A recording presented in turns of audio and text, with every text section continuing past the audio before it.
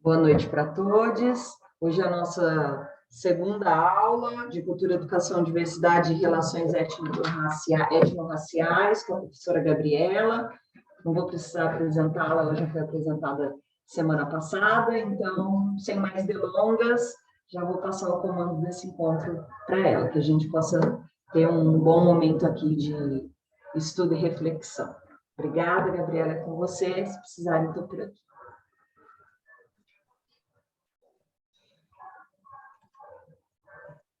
A Gabriela caiu bem na hora que eu chamei ela. Como é que ela já está entrando?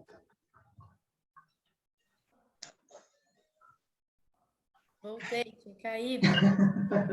Acabei de falar. Eu te chamei e você caiu. Mas é isso. O encontro é todo seu. Como já tivemos a apresentação na semana passada, hoje vai mais rapidinho. Conduta, comando é seu. Perfeito. Deixa eu só colocar aqui o acerto, colocar de novo. Estão olhando? Vendo? Estamos vendo. Ele não está em modo apresentação ainda. Prontinho? Foi. Pronto. Então tá. Boa noite, gente. Muito bom estar aqui com vocês de novo. Fico muito feliz de estar aqui. Digo e repito novamente. Obrigada, Adriana. Obrigada, Aninha, aí, que me convidou para estar aqui. É um prazer estar aqui com vocês. Na semana passada, eu dei uma pinceladinha aí no que era decolonialidade, em como ela se instituía, apresentei alguns autores para vocês, para a gente pensar no que a gente está produzindo, no que a gente está reproduzindo na sociedade. Hoje eu vou tentar ser breve para a gente conseguir conversar no final, e aí eu queria que vocês depois ligassem as câmeras só para eu ver vocês, não sei se a gente vai se encontrar outra vez, mas pelo menos para eu dar uma olhadinha no rostinho de vocês, para a gente conseguir conversar um pouquinho, tá bom? Vamos lá. Deixa eu ver se eu... Opa, volta aqui. Quando a gente fala de cultura, educação e diversidade cultural, eu sempre começo falando a partir do meu lugar, né? E eu acho importante dizer desse lugar para vocês. Eita, sumi aqui. Aí. Dizer de qual lugar é esse que eu falo, da onde que eu estou vindo, né? E na semana passada eu localizei aí um pouquinho para vocês. E aí, quando a gente fala de cultura, educação e diversidade cultural, o primeiro passo é falar, para mim, né, de onde eu venho, do que eu falo, é falar sobre as pretografias. As pretografias são lugares subalternos ainda, né, mas que deslocam a geopolítica da razão, a política da razão do entendimento do ser humano branco, né, do pensamento central europeu branco. E aí, essas pretografias, elas nos guiam para a gente entender o que é a real diversidade cultural, entender a cultura e a educação como outros pilares que não estão dentro da colonialidade.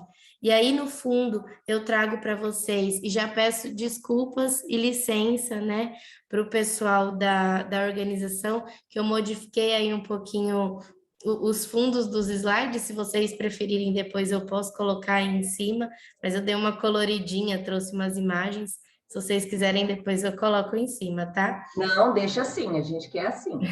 Então tá bom. No fundo, eu trouxe a Carolina Maria de Jesus, né? Se vocês não conhecem, conheçam, mas eu acredito que vocês conhecem, né? E a Carolina Maria de Jesus, ela é um pontapé para as nossas discussões, né? Para a gente entender o que é deslocar essa geopolítica da razão, o que é a decolonialidade, ou se não quiser usar o termo, não tem problema, mas assim, a gente entender as outras formas de existir e de se posicionar no mundo. Em Quarto de Despejo, que é o maior livro vendido no Brasil entre 1960 e 1980, 90, a Carolina Maria de Jesus, ela se coloca no livro a partir de uma outra lógica de existência. E aí, é a partir dessa lógica que a gente pode examinar tantas culturas, tantas formas de educação e de coisas outras bem entre parênteses, né? em itálico, de forma de viver. E aí, em um dos trechos dela, que eu trago aqui para vocês, ela fala: escreva a miséria e a vida infausta dos favelados. Eu era revoltada, não acreditava em... Odiava os políticos e os patrões, porque o meu sonho era escrever, e pobre não pode ter um ideal nobre. Eu sabia que ia angariar inimigos, porque ninguém está habituado a esse tipo de literatura. Seja o que Deus quiser, eu escrevi a realidade. Então, a Carolina Maria de Jesus, ela escreve um livro sem nenhuma lógica colonizadora, ela escreve a partir da realidade dela, com o que ela estava vivendo, com os posicionamentos dela, dentro das experiências dela, e que não tem a ver com se você pegar uma literatura branca, não tem nada a ver. Então, hoje, olhando para o que a Carolina Maria de Jesus escreveu, é uma escrita decolonial, né? Para gente que entende assim. E aí eu trago aqui para vocês, né? O que é a racionalidade europeia moderna colonial? Para que a gente entre nessa discussão, na semana passada eu trouxe um pouquinho, agora eu vou trazer um pouquinho mais de teoria, mas para a gente entender o que é essa racionalidade que a gente sempre reduz ao branco, né? Então, quando a gente fala, é o homem branco, a mentalidade branca, a racionalidade branca. Se a gente colocar no contexto, o nome completo chama Racionalidade Europeia Moderna Colonial, né? O que é isso? E aí, uma professora muito querida, lá da Universidade Federal de Mato Grosso, ela fala que, para justificar a escravização do negro, as metrópoles europeias e a empresa, daí a gente trata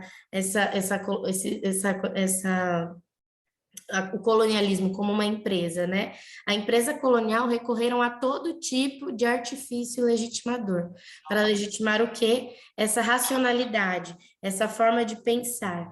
Então, para justificar essa racionalidade, essa forma de pensar que é europeia, que é moderna e que tem pontos e estruturas coloniais, a empresa colonial e as metrópoles justificam por Deus e pela ciência. Então, Deus e a ciência são a sustentação dos mitos e teorias para todo o racismo que institui-se nesse mundo moderno colonial que nós estamos vivendo hoje e vivemos aí nos últimos séculos, né? Então, a ciência e Deus e esse Deus monoteísta caminharam juntos, né, para sustentar essa racionalidade europeia, essa racionalidade de padrões que a gente entende no mundo, né? Como eu me visto, como eu falo, em que ambientes eu estou, quais são as pessoas que estão junto comigo, o que eu estou produzindo, o que eu gosto, o que eu deixo de gostar, o que eu gosto de escutar, o que eu não gosto. Então, essa racionalidade é sustentada pelo racismo, e esse racismo fundamentado pelas metrópoles europeias e pela empresa colonialista lá no período colonial. Então, é esse período colonial que funda o racismo, né? E aí, quando eu falo racismo, não estou falando apenas de um racismo contra as pessoas negras, mas eu estou falando de um racismo contra pessoas indígenas, árabes, enfim, e todas as outras pessoas que não estão dentro de um padrão da cultura europeia. E aí, o colonialismo como um sistema de pensamento e compreensão do mundo. O que eu estou querendo dizer, o que eu trago quando eu falo de colonialidade, de mentalidade colonialista, eu estou falando que esse colonialismo, ele se deu como um sistema, né? Um sistema de pensamento, onde todas as pessoas, assim que nascem, são afetadas por esse sistema. Então, a criança que está nascendo hoje, um bebê que está nascendo hoje, ele, dentro desse mundo ocidental, dentro do nosso país, por exemplo, essa pessoa vai ser afetada e está completamente afetada por esse sistema de pensamento e de compreensão do mundo. O que é bonito, o que é feio, o que é bom, o que é ruim, né? O que eu olho com bons olhos, o que eu olho com maus olhos. E aí, o que de fato é a colonização, como e quem ela afeta, né? A colonização, ela produz sujeitos, ela produz indivíduos, ela produz pessoas, ela produz gostos, e através dessa produção, ela também produz uma mentalidade colonizada, né? Então, se nós não pensarmos no que nós estamos produzindo, no que nós estamos acreditando, no que nós estamos reproduzindo, nós continuamos dentro dessa lógica, que é uma lógica da mentalidade do colonizado. Opa! Que é uma lógica da mentalidade do colonizado. Que é uma mentalidade colonizada, né? E essa lógica estabelece um sistema social que se baseia na punição e na recompensa. Ou seja, se você sai fora das leis que as pessoas brancas criaram, né? Você é punido. Então, não saia, né? Não queira saber quem você é, não queira brigar com o mundo, não queira brigar por políticas públicas, não queira brigar por cultura, não queira brigar por educação, né? Porque se você sair por aqui e for defender bandido, porque bandido bom é bandido morto, você vai ser punido, né? Tanto quanto eles. Então, assim, esse sistema social se baseia na punição e na recompensa. Se você não for ruim e for um bom menino, uma boa pessoa, uma pessoa que anda ali no trilho, que abaixa a cabecinha, você vai ser recompensado de alguma forma. Mas isso é uma grande mentira, porque quando você tem essa recompensa não é uma recompensa que te beneficia, é uma recompensa que te beneficia da morte, da violência, né? É um benefício, não tão benefício assim, né? Que seriam direitos humanos. E aí, nós trazemos o giro decolonial para pensar uma outra lógica, um outro sistema de enfrentamento a essa produção de indivíduos e de mentes e de sistema colonizados, né? E aí o giro colonial ele vai fazer isso, ele vai falar, olha, nós podemos sim ter a ciência, nós podemos sim estar caminhando junto com pessoas que caminharam antes e aproveitar algumas coisas, por exemplo, eu não posso falar que a ciência também, a gente pode pegar a ciência e jogar fora, porque nós sabemos que a ciência produz, por exemplo, vacina, e é importante para a gente ter isso ao nosso lado. Então, vamos nos adaptar a algumas coisas, né? Mas trazer um novo pilar de pensamento, um novo pilar de possibilidade, não extinguir, porque se para o branco faz sentido a lógica dele, ok, até que não nos violente, que ele fique com a lógica dele dentro do sistema de pensamento dele, mas que existem outras lógicas e outros sistemas de pensamento e de produção de conhecimento, de produção de cultura, que não é só essa lógica colonial, né? Então, é um enfrentamento. E aí, o giro decolonial, ele vem propondo a decolonialidade, que é o que a gente vai chamar mais tarde, para enfrentar, como enfrentamento a essa mente colonialista. E aí, eu trago aqui para vocês, opa, eu não consigo. Deixa eu ver se eu consigo ver aqui sem isso.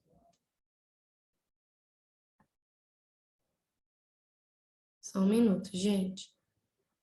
Fica aparecendo um painelzinho em cima. Vocês sabem como eu tiro? Para eu conseguir ler tudo aqui com vocês? Está aparecendo um painel para você? Lá em cima fica aparecendo um painelzinho, que aí não aparece a imagem, eu não consigo ler. Clica fora. Sai. É a barrinha verde? Você está falando? Em cima da barrinha verde.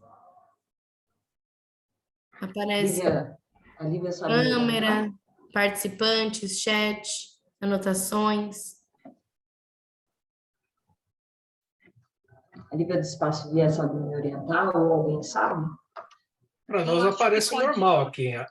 Não, é para ela que está aparecendo, é para ela que está compartilhando. Pode ser que esteja no modo da tela cheia. Talvez se der um ESC, veja se... Mas eu acho que vai sair para nós. Sai. Eu não vou conseguir ver o comecinho, deixa eu ver se... Se você quiser essa página ficar no outro modo, sem ser apresentação, tudo bem, porque para nós dá para ver. Dá para ver menor, mas dá para ver. Então, deixa eu...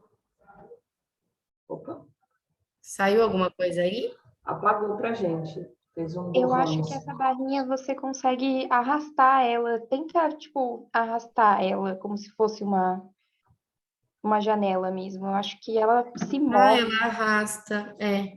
Mas eu fiz alguma coisa aqui que sumiu vocês aqui para mim. Ou tem 3 pontinhos nela, você clicando nos pontinhos, aí aparece a opção de escondê-la. Eu não lembro qual é o termo certo, como chama ela, mas é de esconder a barra de controle, eu acho uma coisa assim. É ocultar.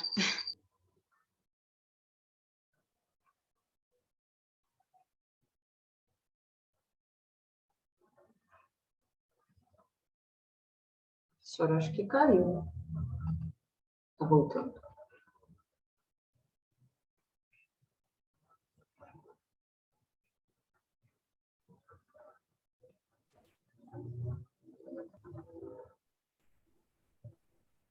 Acho que eu voltei. Voltou. Eu não fico fuçando isso aí, gente. Me perdoa. Eu tenho de nova, eu tenho de péssima com tecnologia, viu? Me desculpem. Fica tranquila, estamos todas no mesmo barco. Vou colocar de novo aqui. Vamos lá. Acho que vai dar certo. Eu entendi. Quem me salvou aí, muito obrigada. Realmente é só arrastar a barrinha.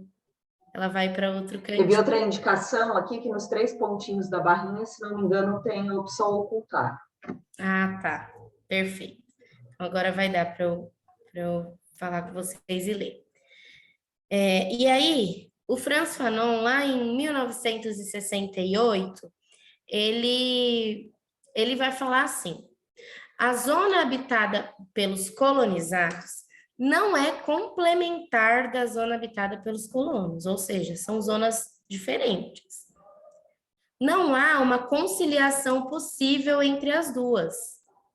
A cidade do colono é uma cidade sólida, toda de pedra e ferro. É uma cidade iluminada, asfaltada. Eles têm os pés protegidos por calçados fortes, suas roupas limpas, lisas e sem buracos. É uma cidade de brancos, de estrangeiros. Já a cidade do colonizado, ou pelo menos a cidade indígena, a cidade negra, é um lugar mal afamado, povoado de homens mal afamados. Aí se nasce, não importa onde, não importa como.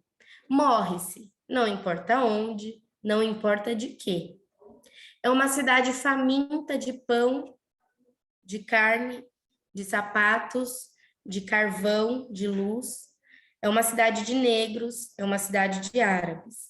O que o Fanon está querendo dizer é que as cidades entre as cidades dos colonos e a cidade dos colonizadores, dos colonos e dos colonizados, são completamente diferentes. Não só a cidade, mas o que eles entendem como pensamento, né? Então, o que eles estão vivendo? A cidade branca é uma cidade que tem asfalto, é uma cidade plana, é uma cidade que tem iluminação. A cidade periférica é uma cidade que não tem iluminação, que está instituída em margens, em morros, em rios. Então, de 1968 para hoje, né? O que o Fanon está querendo dizer aqui continua, né? Então, essas cidades são, mesmo que estejam dentro de um mesmo local geográfico, né? Por exemplo, se a gente pegar uma cidade bem estruturada, ainda assim ela tem margens. E essas margens são ocupadas por pessoas que estão afetadas pela desigualdade social. Então, ali nasceu. Não se sabe se aquela criança vai viver, não se sabe como essa criança vai viver, não se sabe o que ela come. Então, dentro das casas, existe uma outra lógica que não é a lógica da cidade do colonizador. Na cidade do colonizador e na casa dele, a empregada doméstica trabalha e volta para sua casa. Então, na casa do colonizador, tem luz, tem limpeza, está em um local bem estruturado. E na hora que essa empregada doméstica, ela sai desse lugar e ocupa a sua casa, é nítido a diferença geográfica, estrutural, arquitetônica das cidades, né? Então, você sai de um lugar bem iluminado, bem estruturado, bem organizado arquitetonicamente, com uma engenharia muito bem feita, e você vai para uma margem onde você não tem luz, não tem asfalto, não tem alimento na sua geladeira. Então, a cidade do colono e a cidade do colonizado, do colonizado são cidades completamente diferentes, e não só a cidade, mas aí a gente está falando de uma estrutura social completamente diferente. E aí, o que a gente entende por bom e por belo e por ótimo, né? Então, bom é quando a gente sai do nosso lugar. Quando eu saio, o meu bairro não tem luz nenhuma, né? Então, se eu saio 11 horas da noite do meu bairro, tá tudo escuro, né? Tudo escuro. Eu ligo a lanterninha do meu celular e ando. Se eu saio desse bairro com o olhar de que o melhor é o outro e o outro merece ter luz, o colonizado está dentro dessa lógica, né? De eu não mereço, né? Porque você não é contemplado com direitos básicos de existir, de ir e vir, direitos humanos, justamente porque a cidade do colonizador merece outras coisas, a limpeza, a luz, a saúde básica. Então, o colonizador tem tudo, o colonizado não tem. E aí, o Aimé Césaire vai falar, em um discurso sobre o colonialismo, que a civilização dita europeia, né, que a civilização ocidental, modelou durante 2 séculos, um regime burguês. E é incapaz de resolver os 2 maiores problemas que essa mesma existência criou, que é o problema do proletariado, né, a desigualdade social, e o problema colonial, que aí a gente pode colocar aqui o racismo, né? Que o racismo ele está instituído dentro desse problema colonial. Por quê? Né? Eu sempre costumo falar, não existe capitalismo sem racismo, não existe, né? Só que continua existindo racismo sem o capitalismo. E a colonialidade, ela criou isso. Ela criou um sistema onde pessoas são exploradas por determinados fatores que ela dita, que essa civilização ocidental ditou ser inferiores ou não, sustentada ainda por pilares da religião e da ciência, né? Então, a religião criou, dentro da sua lógica, que pessoas devem ser beneficiadas acima de outras, porque Deus iluminou mais umas do que outras, né? E essa lógica sustentou a civilização ocidental dentro do problema de desigualdade social e dentro do problema do racismo, do problema colonial. Eu não estou vendo o que vocês estão escrevendo, depois eu vou ler para a gente poder conversar, tá?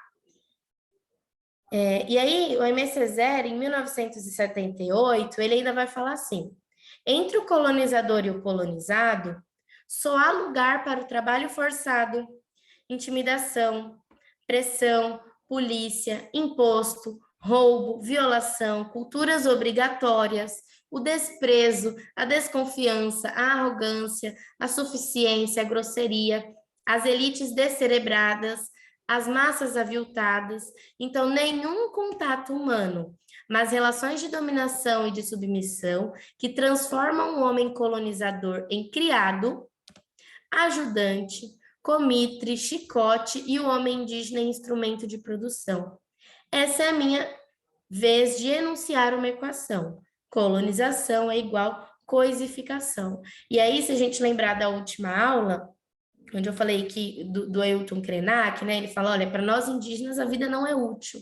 Então, essa mentalidade colonial, essa mentalidade criada por uma civilização, é uma mentalidade que cria utilidade para as coisas e para as pessoas, né? Então, não é qualquer pessoa que é útil, né? Mas todas as pessoas são coisificadas, e todas as pessoas de determinada maneira, né? Então, para os homens negros, ajudante, criado, e para o homem indígena, instrumento de produção, e para os dois, genocídio, para os árabes, para todas as outras culturas que não são as culturas europeias, né?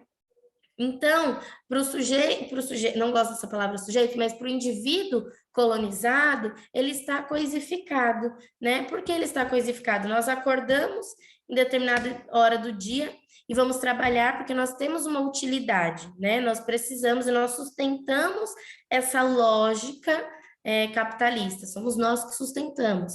E aí eles colocam, olha, se você não trabalhar, você não come, então você é obrigado a trabalhar. E aí nós sustentamos, porque a gente acorda, trabalha, come, dorme, acorda, trabalha, come, dorme. E os dias passam e os anos passam e nós estamos sendo coisificados, né? Então a MC Zero vai falar, a equação é simples. Colonização é igual coisificação, né? E aí nessa relação de dominação, o que manda é a submissão. Então, o homem colonizador, ele transforma o colonizado no que ele quer, para o que ele quiser, né? Então, ele vai coisificar. Eu preciso agora de uma pessoa para isso. Então, você coisifica aquela pessoa e aquela pessoa vai te render algum resultado, né? Porque ela é coisificada, ela não é alguém, ela não tem sentimentos, ela não tem família, ela não tem que voltar, não importa a hora que ela volta para casa. Se ela chega em casa às 6 horas da tarde ou se ela chega às 3 da manhã, não importa, né? Porque ela é uma coisa, não é uma pessoa, ela é coisificada. E aí o Boaventura Santos e a Maria Paula Menezes, eles vão falar toda a experiência social, toda, né? Que aí eu disse para vocês, pensem aí, o que vocês estão produzindo e reproduzindo.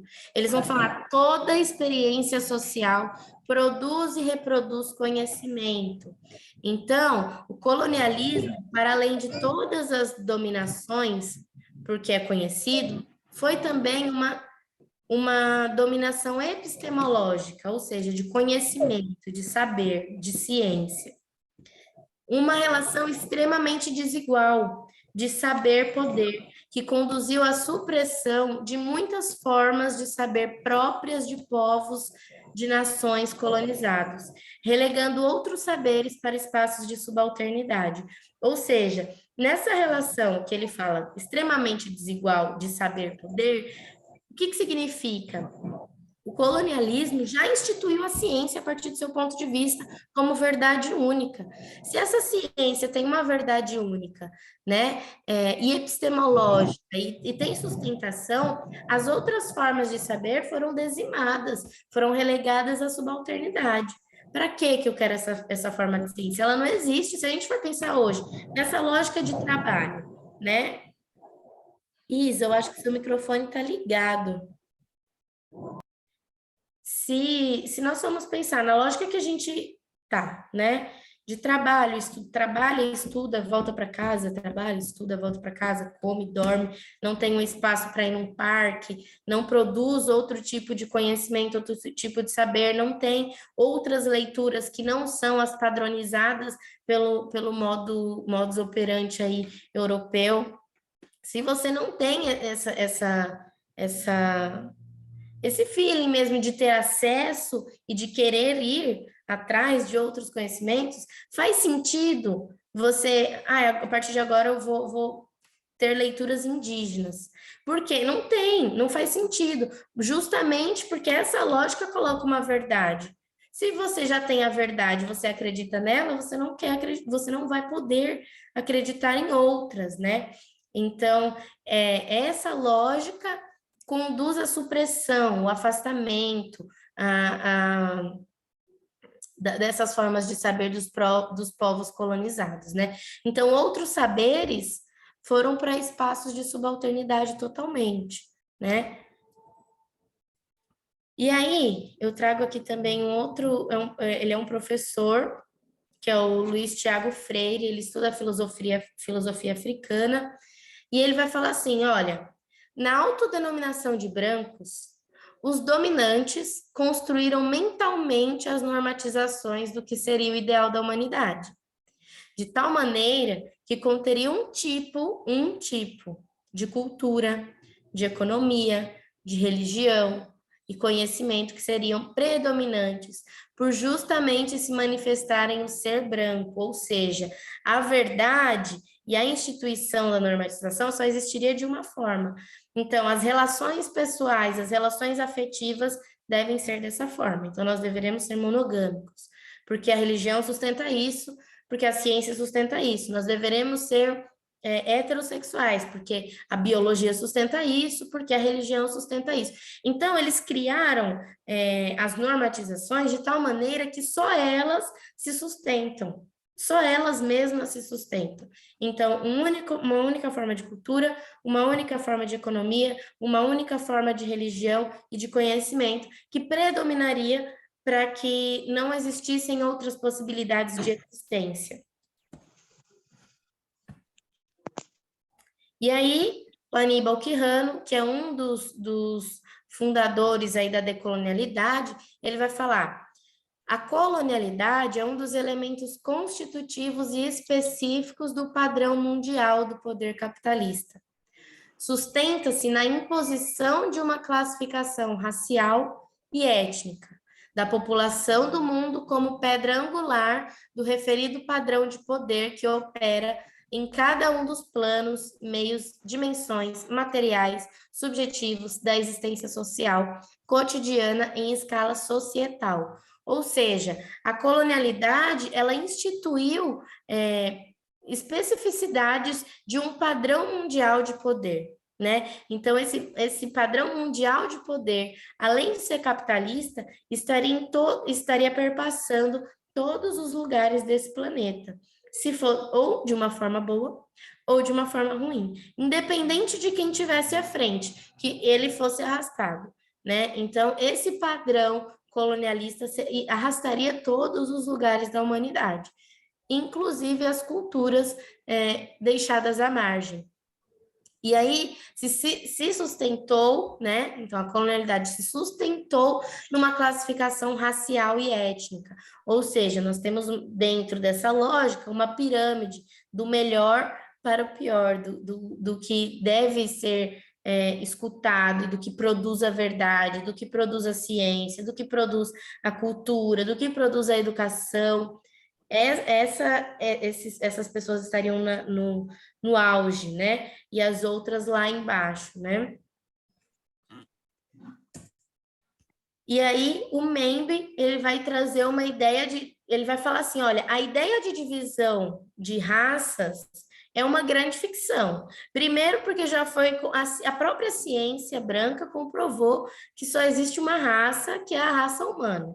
Né? Então, quando a gente fala de raça para distinguir pessoas brancas e pessoas pretas, nós estamos falando como uma categoria analítica, né? Então, nós estamos falando apenas para análise, para entendermos que não somos iguais, né? Dentro de uma sociedade de subjetividades, nós não somos iguais, mas ainda assim, essa divisão de raça é uma ficção para sustentar a ciência, para sustentar a religião, para sustentar que pessoas são inferiores a outras e culturas são inferiores a outras. Então, formas de viver não deveriam existir, outras formas de viver. E aí eu trouxe para vocês aqui novamente, porque eu acho que algumas pessoas a gente tem que trazer sempre, até para trazer o que elas estão trazendo nas suas produções, o que elas trouxeram. Na semana passada eu trouxe apenas os nomes e algumas coisas do que elas falam, mas não trouxe especificamente. Então, a Lélia Gonzalez, ela fala assim: a única saída que eu encontrei para superar estes problemas foi ser a primeira aluna da sala. É aquela história, é pretinha, mas é inteligente. O que a Lélia Gonzalez está trazendo aqui é a realidade de muitas mulheres negras, né? E aí, quando a gente vai fazer uma análise dentro das instituições públicas, por exemplo, as pessoas negras que acessam essas instituições públicas, sejam por concurso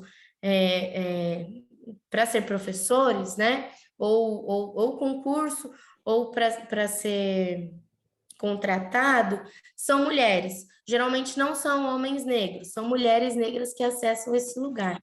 Por quê? Porque para as mulheres negras, elas já são deslegitimadas desde sempre, né? Então, você fica com outras coisas, o serviço pesado, a limpeza de casa, o cuidado com a criança. Então, desde criança, cuida da filha da vizinha, cuida da filha da tia, cuida da prima.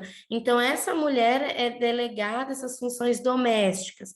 E aí, quando essa mulher acessa a escola e consegue ver que ela tem potencial para estar ali sim, que ela pode, que ela não é diferente de ninguém, e se coloca nesse lugar de primeiro lugar, aí você coloca, eu sou preta, mas pelo menos eu sou inteligente, né? E é esse lugar que vai empurrar mulheres negras, em algumas vezes, tá? Não vamos generalizar, para esse ambiente acadêmico. E aí ela é também a pessoa que fala, olha, não se nasce negro, né? Ela vai pegar o que a Simone de Beauvoir vai falar, né? De não se nasce mulher, torna-se, ela vai falar, olha, não se nasce negro, a gente se torna negro. É uma conquista dura, cruel, e que se desenvolve pela vida da gente afora. Ou seja, você vai se constituindo com todas as suas subjetividades e o acesso que você tem, e você vai entendendo o que é, porque a gente sabe que a gente é negro, né? A gente sabe que a gente é mulher, a gente sabe que você é homem, então nós sabemos desde criança o que nós somos e o que a sociedade impôs. Então eu sei que eu sou Gabriela, né? Eu sei que eu sou Gabriela. Na minha infância me chamaram de Gabriela, de Gabi, então eu sei que eu sou assim, para mim, ok. Mas você só vai entender o que é isso, Gabriela é. Então, eu sou uma jovem, eu não tenho filhos, eu sou uma mulher negra, eu sou uma mulher periférica.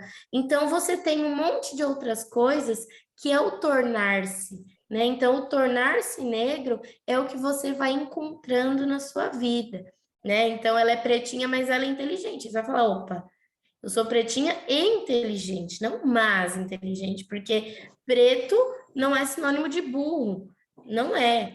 Então, você vai se entendendo. E aí ela vai falar, ao reivindicar nossa diferença enquanto mulheres negras, enquanto amefricanas, sabemos bem o quanto trazemos em nós as marcas da exploração econômica e da subordinação racial e sexual. A Lélia Gonzalez, ela vai produzir quando as mulheres negras nos Estados Unidos também estão produzindo bastante. Então, o feminismo negro está sendo fundado lá nos Estados Unidos e ela está pensando aqui no Brasil. E aí ela vai viajar e ela percebe que alguns pontos de países aqui próximos ao Brasil, as mulheres e os homens negros são muito parecidos. E ela vai falar, olha, isso aqui faz parte da lógica colonialista, né? O Brasil tem isso, a Argentina também, o Uruguai também, a Bolívia também. Então, nós somos amefricanas, e aí ela traz esse termo de mistura de americana com africanas, né? Então, nós temos tudo isso. E aí ela fala, nós temos que reivindicar nossas diferenças. E essa diferença é perpassada por marcas de exploração, além de econômica e além de sexual, racial, porque não somos só mulheres, mas somos mulheres negras. Então, nós somos exploradas duas vezes. Não somos só mulheres e negras, nós somos mulheres negras e pobres. Então, ela vai trazer de uma forma muito ímpar. A Lélia Gonzalez é uma das maiores produtoras de conhecimento desse país, que as pessoas deveriam ter acesso, e que reivindica esse lugar. E aí temos também aqui a Glória Anzaldúa, né? E aí tem um texto dela muito bom, que vocês acham com facilidade na internet, que chama Falando em Línguas, uma carta para as mulheres negras do terceiro mundo. E aí eu vou ler aqui para vocês. Vamos ver se eu não vou sair dessa vez, né, gente? Aí. Ela vai falar assim, por que sou levada a escrever? Porque a escrita me salva e me dá complacência de que me amedronta. Porque não tenho escolha. Porque devo manter vivo o espírito da minha revolta e a mim mesma também. Porque o mundo que crio na escrita compensa o que o mundo real não me dá. No escrever, coloco ordem no mundo, coloco nele uma alça para poder segurá-lo. Escrevo porque a vida não aplaca meus apetites e minha fome. Escrevo para registrar o que os outros apagam quando eu falo, para reescrever as histórias mal escritas sobre mim e sobre você, para me tornar mais íntima comigo mesma e consigo, para me descobrir, preservar-me, construir-me, alcançar a autonomia, para desfazer os mitos de que eu sou uma profetisa louca ou uma pobre alma sofredora, para me convencer de que tenho valor e que o que tenho para dizer não é um monte de merda, para mostrar que eu posso e que eu escreverei sem me importar com as advertências contrárias. Escreverei sobre o não dito, sem me importar com o suspiro de ultraje do censor da audiência. Finalmente, escrevo porque tenho medo de escrever, mas tenho um medo ainda maior de não escrever. Eu acho isso lindo, lindo, lindo, lindo, lindo, e toda vez que eu leio eu me emociono muito, porque escrever, não só para mim, mas eu sei que para muitas mulheres que estão tentando, enfrentando esse universo branco da ciência, escrever é ter autonomia, e é uma luta, e é uma batalha. Então, a gente escreve porque a gente acredita. E aí, nessa carta, a Glória Anzaldúa vai falar, escrevam, né? Mulheres negras, escrevam sobre suas vidas, escrevam para não cair na lógica branca de que você não existe, de que não é importante. E aí, eu vou dar um exemplo, bobo, mas que faz sentido. Dentro da pedagogia, nós alfabetizamos crianças, é necessário, né? Necessário porque para entrar nesse mundo capitalista e colonialista que nós vivemos, essas mulheres, essas crianças precisam estar alfabetizadas, elas precisam ler o mundo nas letras, né? Elas precisam escrever, nós precisamos. Se eu não tivesse sido alfabetizada, eu não estaria aqui. Mas, ao mesmo tempo, não se vê qual é a lógica de alfabetização, porque as pessoas que nesse país ensinaram a ler e escrever foram as mulheres negras, e não se dá nenhum valor devido a essas mulheres, né? Então, essas mulheres são renegadas à inexistência. Quem são as mulheres negras no nosso país? Se a gente for perguntar para as pessoas, são elas que produzem muitas e muitas vezes uma economia, porque nas comunidades elas estão vendendo, elas têm uma bomboniere, elas vendem marmita, elas levam e buscam os filhos nas escolas, elas cuidam da filha da vizinha. Então, essas mulheres sustentam uma economia periférica, essas mulheres sustentam uma economia não formal, essas mulheres sustentam famílias brancas, porque elas estão trabalhando dentro da casa dessas famílias como empregadas domésticas e como babás, e elas sustentam as suas casas, elas educam, elas alfabetizam, elas levam na escola, elas sabem o valor da educação e o valor da cultura. Mas essas mulheres são relegadas a nada. E elas são a base e a sustentação desse país, e não só desse país, mas de toda a nossa América, né? Então, quando a Glória Anzaldúa traz essa carta, ela vai falar, escrevam e não tenham medo de escrever, porque se nós não escrevermos e não deixar registrado da nossa forma que nós existimos, vão passar por cima da gente como se nós não estivéssemos aqui. E aí trago também a Bell Hooks, que eu trouxe ela um pouquinho na semana passada. Então, a Bell Hooks é uma autora, professora, teórica feminista, artista e ativista antirracista estadunidense, e ela vai falar que assumir a responsabilidade, porque ela fala assim, olha, mulheres negras, pessoas periféricas, assumam as responsabilidades de vocês, né? Não deixem que a colonialidade engulam vocês. E aí ela vai falar, assumir a responsabilidade não significa que negamos a realidade da injustiça, Ou seja, assumir a responsabilidade não é falar assim, não, tudo bem, eu tenho culpa total. Não.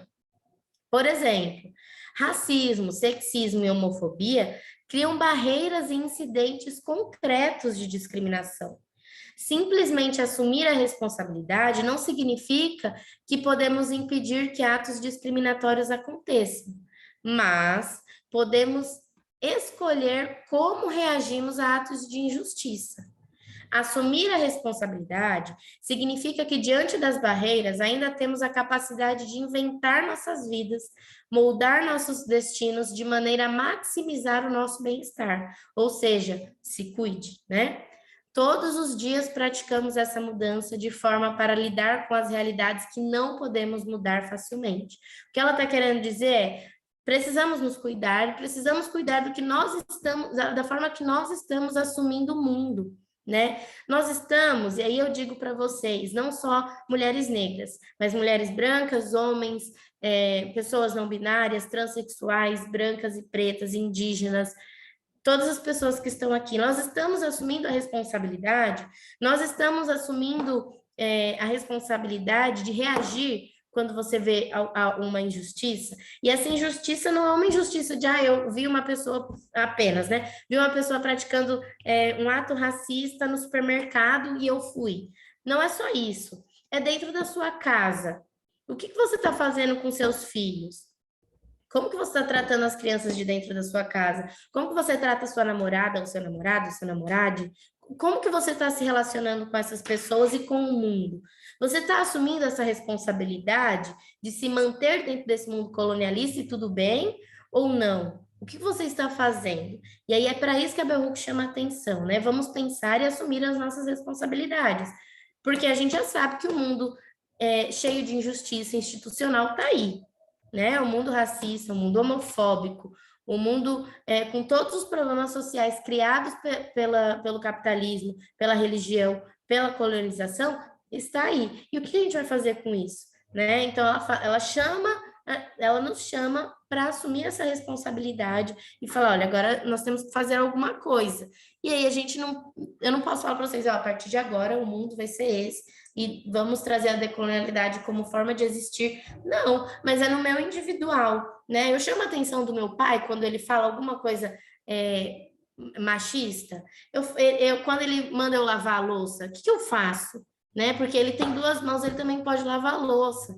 Eu separo as tarefas, porque o homem que está em casa também é uma pessoa e também pode fazer, porque se ele sujou, ele limpa, né? Como que funciona essa relação? E aí trago também outra pessoa excepcional, que é a Grada Quilomba, né? Ela é escritora, psicóloga, teórica e artista interdisciplinar portuguesa. Então, ela traz as discussões dela focada na memória, em trauma, gênero, racismo e pós-colonialismo. A Grada Quilomba, ela fala: o colonialismo é a política do medo, é criar corpos desviantes e dizer que nós temos que nos defender deles. Eu trouxe essa frase para vocês na outra aula. E aí, essa frase é uma das melhores frases que ela traz, porque ela vai falar, olha, esse mundo e essa lógica colonial cria os corpos desviantes, cria as culturas desviantes, o que nós não devemos seguir, e cria os padrões que nós deveríamos seguir. Mas quando ele fala assim, olha, isso aqui é feio, isso aqui é errado, enquanto colonizado, nós aceitamos esses corpos, olha, fulano é traficante, o fulano é isso, aquilo. E aí a gente não vê isso como uma coisa crítica, né? A gente não faz uma crítica na nossa cabeça. Por que tá ali naquela situação? O que acontece? É uma pessoa, a gente pode conversar. Não, você coloca ela numa lógica e a gente tem que se defender disso, como se aquilo ali não fosse uma pessoa, é uma coisa, é algo, né? E aquele algo foi criado por essa lógica, né? Então a gente sabe que o tráfico foi criado, por exemplo. Né? O tráfico, da forma que ele é instituído, ele é criado para beneficiar algumas pessoas e matar outras completamente. Né? Matar, não, e quando eu falo matar completamente, eu estou falando de não é matar só o corpo biológico, você mata uma família, você mata uma mãe, né? E aí a Grada Quilomba vai falar, o colonialismo é uma ferida que nunca foi tratada, é uma ferida que dói, que às vezes infecta e outras vezes sangra. Ou seja, se nós formos pensar no colonialismo, na forma que ele é instituído no nosso país, pensar cotidianamente, é algo que machuca, né? É algo que machuca porque pensar que não era para eu, pelo menos metade das pessoas que estão aqui, estarmos aqui, né? Era para estar em qualquer outro lugar que não produzisse conhecimento, que não produzisse cultura, que não produzisse diálogo, mas que fosse apenas uma coisa, né? E nós estamos falando de pessoas. Trago aqui também para vocês a Conceição Evaristo, que ela é linguista, escritora, romancista, poeta e contista. E aí ela vai falar... Eu esqueci de trazer o nome do livro, esqueci agora, mas até o final eu vou lembrar e aí eu falo para vocês. E ela também vai falar sobre a escrita nesse livro dela. E aí ela vai falar, olha, eu escrevo como homenagem à avó Rita, que dormi embolada com ela. A ela que nunca consegui ver plenamente. Aos bêbados, às putas, aos malandros, às crianças vadias que habitam os becos da minha memória. Homenagem póstuma às lavadeiras que madrugam os varais com roupas ao sol, as pernas cansadas, suadas, negras, aloiradas de poeira do campo aberto onde aconteciam os festivais de bola da favela. Homens, mulheres e crianças que se amontoaram dentro de mim, como amontoados eram os barracos de minha favela.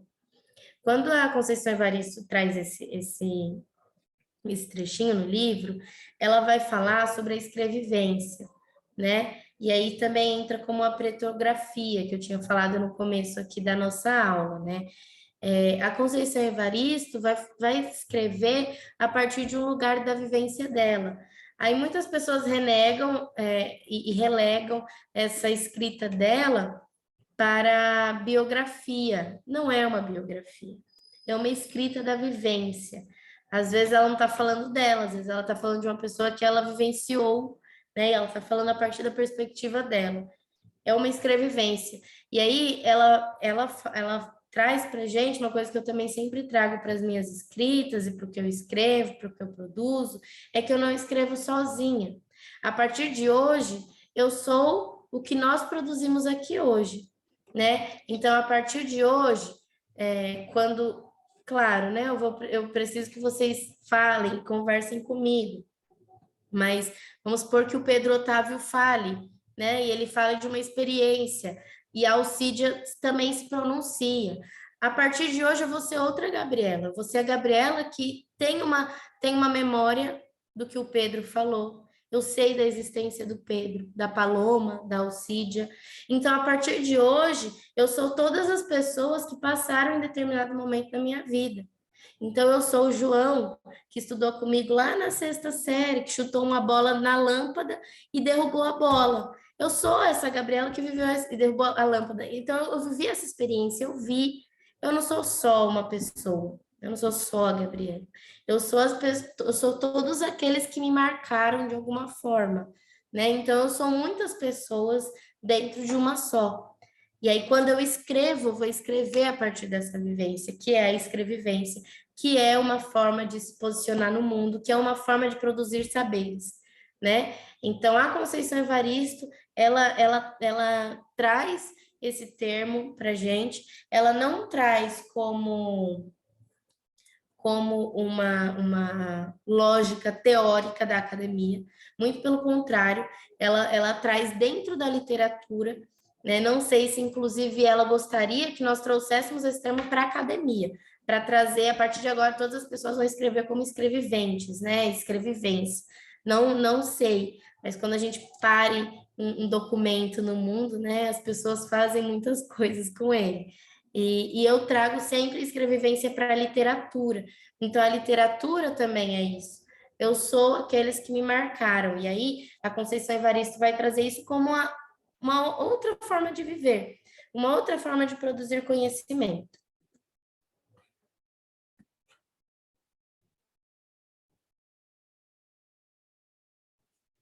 E aí, trago aqui novamente, eu trouxe bem no comecinho, a Priscila Scudder, né? Ela é uma professora, escritora, historiadora, pesquisadora e teórica da área multidisciplinar lá do Mato Grosso, ela é da UFMT, e ela vai trazer um termo que eu acho muito bacana de trabalhar, que é a pedagogia da casa. E quando a gente está trazendo educação e cultura, nós podemos pensar com o que ela está propondo sobre pedagogia da casa. O que é para ela? Então, ela fala assim, ó, as mulheres negras ativam práticas criadoras de soluções para demandas diárias, demandas intrinsecamente ligadas à garantia ou não da existência. São elas que administram parcos recursos, que elaboram refeições, aproveitando escassos provimentos que saem de casa com as marmitas vazias, que deixam de comer para que seus filhos comam, que constroem relações com os vizinhos para que seus filhos gozem de algum cuidado quando elas se afastam para o trabalho. São elas que criam táticas para que enfrentem a escola, que percorrem e cartografam o bairro, reconhecem os armazéns, negociam com os comerciantes, atentam para o movimento dos moradores, com vistas, entre tantas coisas, a amaliar um tanto de segurança para seus filhos. Ou seja, a pedagogia da casa é uma pedagogia que não está nos currículos escolares. A pedagogia da casa é uma pedagogia e é um currículo que se dá dentro das casas de periferia, dentro das periferias. Então, é na periferia que as crianças crescem e jogam bola, empinam pipa e jogam nos celulares, né? E se relacionam, mas dentro de uma lógica periférica, uma lógica que tem uma pedagogia. Essas crianças também aprendem na rua, né? E aí eu lembro que na época que eu tinha uns 11 anos, lembro que o Projota e o Emicida, naquele período, falavam sobre a Rua é Nós.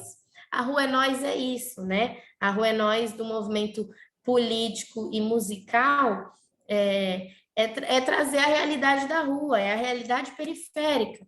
Nós conhecemos todos os nossos vizinhos, nós negociamos. Às vezes eu não tenho dinheiro para pagar o pão, amanhã eu pago o pão. E tá tudo bem. É uma lógica que não está dentro da lógica de um condomínio fechado. É uma outra lógica. Então, cada vez que você embranquece mais, tanto a mentalidade quanto o cotidiano e as relações, e o sistema de pensar, o sistema de pensamento, mais individual as coisas vão ficando. Eu, inclusive, disse isso na outra aula, né? Que o coletivo é algo que não é branco. O coletivo não é branco. E deixa eu só olhar aqui minha hora, que eu já estou chegando perto. Então, o coletivo não é branco, mas a periferia, as relações, elas são coletivas, né? Então, existe uma pedagogia, uma estrutura, um currículo nas favelas, nas comunidades, né? E nos bairros periféricos. E esse currículo está ali, perpassa mães negras, que o que a Priscila está trazendo aqui é que elaboram, mapeiam, cartografam o bairro, né? Sabe quem é que olha o filho dela quando ela trabalha, sabe onde que ela pode correr para comprar um saquinho de feijão, se ela não tem o dinheiro essa semana, ela paga a semana que vem. Então, é uma outra lógica que também é pedagogia, que também é uma outra forma de ver e de entender a educação, porque a educação ela não é só dada dentro de uma unidade escolar, né? A educação ela é produzida em outros ambientes. E aí, é isso. Trago aqui para vocês novamente a pergunta, e aí não precisam responder, mas quero escutar vocês, né? O que nós estamos produzindo, reproduzindo, consumindo, reproduzindo e produzindo fora dessa cultura colonial. Muito obrigada, gente, pelo espaço. Estou muito feliz de estar aqui com vocês. Digo isso de novo. E espero que tenha colaborado, que tenha aberto um pouquinho aí para quem nunca tinha escutado, para quem escutou, aceito aí colaborações, trocar uma ideia. Obrigada pelo espaço, viu?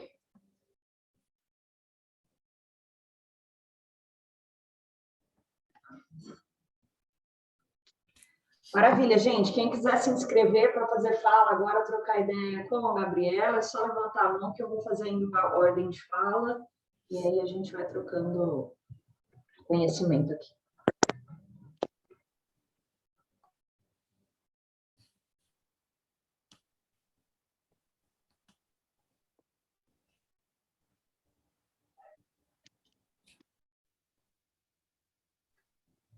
Van, você abriu o seu microfone, se quer falar, eu posso mutá-lo. Foi sem querer. Bom, vou passar a fala para o Lucas, que levantou a mão, na sequência a Carla. Primeiramente, professora, muito obrigado pela aula. De fato, ela foi uma ótima aula, aquelas que dão alegria de assistir, né? E, primeiramente, eu acho pertinente as referências que você trouxe, sobretudo porque a sua pergunta, né, ela converge com as próprias escolhas que você fez ao trazer esses autores e autoras, né? Que é essa procura de uma decolonialidade também do campo dos estudos e das pesquisas, né? Penso que são lugares, né? Espaços como este daqui do curso, ou também de algumas disciplinas da pós-graduação e da graduação, que nós conseguimos criar contextos que visam trazer uma outra perspectiva não ocidental de produzir ciência. A partir da sua pergunta, também acredito que é mais que urgente procurar essa reforma epistemológica também, não só de produzir, mas também de como pensar a ciência, né? Trazer essas filosofias africanas, ameríndias, que por muito tempo são subjugadas e subalternizadas dentro dessa lógica ocidental de fazer ciência. Porque o que diz, né, tradicionalmente a academia é que o lugar do afeto, o lugar dessa conexão, dessa criação de espaços, saberes que se comunicam com uma relação mais íntima, mais subjetiva, mais pessoal, ela é de uma segunda, terceira, quarta categoria, ou nem faz parte, né? Não deveria fazer parte disso. E se a gente se posiciona contra esse discurso e marca esse posicionamento de que é possível fazer ciência, sim, fora dos espaços acadêmicos e institucionais, e que existem muitos saberes para além dessa lógica, é substancial. E trazer isso dentro também dos nossos projetos sociais é de suma importância. Dialogando, sobretudo, não num academicismo de termos e teorias e discursos, mas trazendo essas falas para a vivência cotidiana de cada aluno, de cada aluna, estudante, e etc. E por isso que eu achei sua aula sensacional. Penso que é nisso que temos que fazer valer, sabe? O nosso trabalho aqui no curso e fora daqui.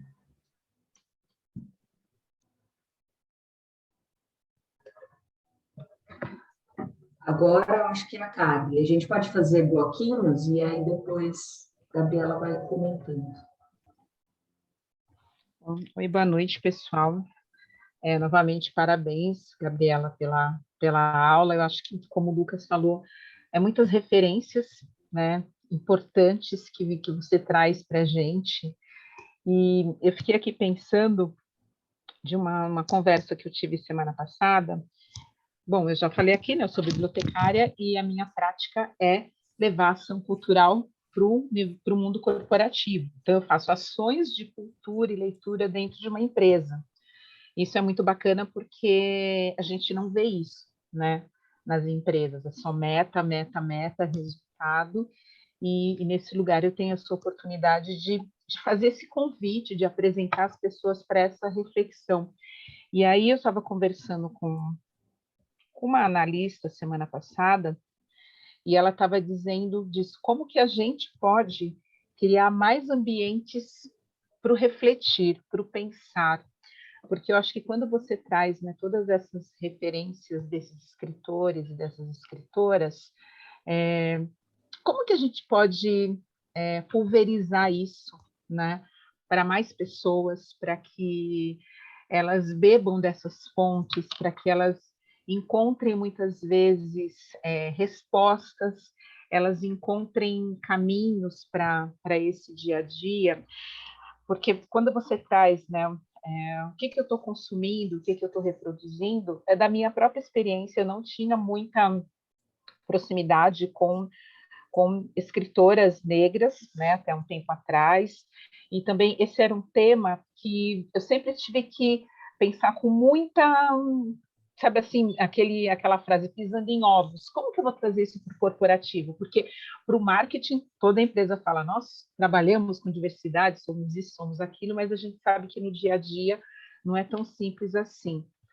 E eu não sei se todo mundo aqui conhece, talvez quem que seja de São Paulo conhece, eu fiz o convite para o Sérgio Vaz, que é o poeta, né, que ele tem um trabalho muito bacana, que é o Sarau da Cooperifa, acho que quem não conhece vale muito a pena, assim, ele é uma super referência aqui, né, como cultura, como incentivador de leitura e como transformador de histórias. E eu fiquei assim, será que as pessoas conhecem o Sérgio Vaz? Né? Estou trazendo para uma empresa, e aí eu me lembro que eu falei, acho que vai vir umas 30 pessoas. Quando foi chegando o horário desse sarau na biblioteca, tinha mais de 100 pessoas. A gente tinha deixado assim 30 lugares, a gente teve que ampliar e a gente deu o livro, né, do Sérgio Vaz de presente, tivemos que comprar mais. E para mim, sabe, foi uma resposta do quanto as pessoas querem saber mais sobre o que não está ali no meu dia a dia, né? E aí eu acho que eu, como esse papel, né, de bibliotecária, de trazer, sim, essas discussões para o ambiente corporativo. Então, a gente leu Carolina Maria de Jesus, a gente já leu Conceição Evaristo, a gente já leu Torto Arado, e sempre com discussões assim bem profundas, e eu convido líderes para mediar essas conversas, para fazer uma conexão. Então, eu acho isso bem bacana, né, de quando você vai trazendo essas outras fontes, que muitas eu não conhecia, eu acho que tem esse lado, né? O que a gente está consumindo, o que a gente está reproduzindo. Então, eu vi que esse consumir também, aonde eu estou indo buscar essas referências, o que eu faço, aonde eu trago, como que eu vou apresentar? Eu gosto muito de usar esse verbo apresentar, porque às vezes as pessoas elas não vão, elas não fazem, elas não foram apresentadas aquilo, então tem esse desconhecimento. E então, quando eu vejo, né, aqui no grupo essas histórias que os colegas compartilham, né, dessas experiências, dessas vivências, eu acho isso muito bacana e me faz trazendo muito mais esse pensamento de que, por mais difícil que seja e por mais desafios que a gente tenha, a gente está no caminho certo, porque acho que o nosso papel é esse, né, de ser esse agente polinizador que vai trazendo para as pessoas, para essas histórias, esses outros pensadores, filósofos, essas outras pessoas que vieram antes, para mostrar, olha, você tem o seu lugar, você tem que buscar o seu espaço, dar voz, né? E muitas vezes ser esse lugar também de escuta, né? Que as pessoas, tem muita gente que quer falar e tem outras que vão porque elas querem ouvir. Então, assim, eu fico bem feliz de ouvir essas suas apresentações e de pensar nisso, né? O quão importante é o nosso papel de sermos, né, esses agentes, de estar levando todas essas ideias, todas essas falas, todos esses pensamentos para a nossa sociedade. Eu me lembro de uma fala do Itamar Vieira Júnior, que ele disse, né, que um país sem educação é um país sem cultura. Um país sem líderes cultos, sem líderes educados, dá no que dá. E quando ele fala, ele traz isso não só para a política, mas também qual é o papel dos empreendedores, dos empresários. Porque, assim, a gente tem uma série de programas de jovem aprendiz. Será que isso está na pauta da formação desses jovens, dessas discussões? Então, o quanto é esse compromisso que cada um tem para que a gente consiga reverter, né, essa história de ter uma sociedade melhor, uma sociedade menos, menos violenta, onde a gente possa propiciar, né, esses momentos para as pessoas e que a gente realmente descubra quem pensa como, quem tem ideias, né, que compartilha ideias como eu. Então, assim, eu fico bem feliz de te ouvir e, ao mesmo tempo, já fico reflexiva dessa responsabilidade aqui do nosso papel, né, para ser esse compartilhador. Bom, o Lucas perguntou, eu trabalho na Porto Seguro, né, uma seguradora aqui de São Paulo. A gente tem uma biblioteca física para funcionário e eu comecei a levar ação cultural, então foi bem bacana. Então, eu sempre levo essa pauta para a gente falar de racismo, falar de feminismo, de questões políticas, e as pessoas querem ouvir isso. Se os líderes estão gostando ou não, aí eu já falo, não é um problema meu, né? E vou continuar levando essas pessoas para essas conversas, para esses encontros. E parabéns, Gabi. Obrigada. Carly, ó, tem gente ali no chat pedindo para você divulgar o seu trabalho e tudo mais. Então, coloca lá no grupo de WhatsApp também. Troca essas figurinhas aí com o pessoal que se interessou. Ah, legal. Próximo é o Carlos. Boa noite a todos. Gabriela, muito obrigado por mais essa aula. Eu acho que é uma inspiração e assim, é uma descoberta, né? E um desafio para a gente acabar refletindo, depois que terminar a aula, sobre tudo aquilo que você falou, né? Eu tenho, assim, queria fazer um comentário e até relatar uma experiência que eu tive recentemente, porque eu tenho me voltado para a questão da cultura científica, né? Então, os meus estudos de pós-graduação, eles são voltados para essa questão, e aí eu até desenvolvo projetos, né, com a temática cultural, mas eu acabei descobrindo dentro da Constituição do Brasil que tem um artigo que fala de que as criações científicas elas fazem parte do patrimônio cultural do Brasil. E a partir, então, desse referencial da Constituição, eu tenho conseguido, né, um ou outro aprovação de projeto no âmbito da cultura, mas para tratar por esse viés da cultura científica. E aí, com relação a essa questão que você fala, né, da descolonização, né, eu queria voltar para abordar dentro dessa questão da cultura científica, né? Eu volto a falar do livro da Epistemologias do Sul, do Boaventura Souza Santos, né? Que fala sobre então a hegemonia, né, do Norte, que acaba pautando e dizendo norteando as diretrizes sobre a produção científica, né? Então, você tratou também a respeito das epistemologias, né? Então, há outras formas, né, de produção de ciência que acaba não sendo valorizada. E eu queria relatar uma experiência que eu tive recentemente. Eu ganhei uma bolsa para participar de um congresso de comunicação da ciência de Portuguesa de Comunicação da Ciência. E quando eu vi lá o edital, tinham 5 bolsas. E essas bolsas eram abertas para um grupo de países que são chamados PALOP, que são os países africanos de língua oficial portuguesa e Brasil. Contudo, quando eu cheguei nesse congresso, só vi uma pessoa negra participando desse congresso. E era uma africana que depois ela proferiu uma palestra, né, justamente sobre o tópico, né, da ausência da representatividade, né, de negros no campo científico dos países de língua oficial portuguesa, né? Então, as bolsas, eram 5 bolsas, podiam se candidatar, então, pessoas, né, pesquisadores da África portuguesa e do Brasil. Contudo, só eu encontrei lá brasileiros, né?